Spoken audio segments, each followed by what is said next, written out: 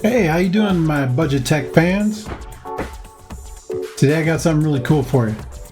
June 6th of 2022, I picked up Corsair Dominator Platinum RGB DDR5 RAM, 32 gigs. It's 2 sticks of 16 gigabytes, 5200 megahertz, CL40. They're IQ compatible. It means you can loop the colors in with all the other colors inside your computer build that you got going on. $139, well worth every penny. They're wicked fast. I want to go fast. I mean, like, super quick. 4.7 ratings out of 492 people that have bought it, with over 42 questions answered for you. It says I picked it up twice because the first time it didn't show.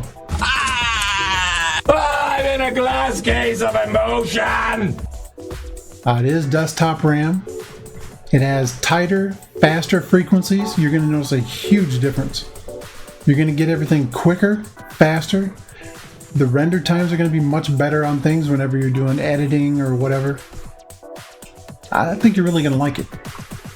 I do have some video of the RGB coming up in just a moment that you can see. Actually, inside my personal build, so that way you know what it looks like.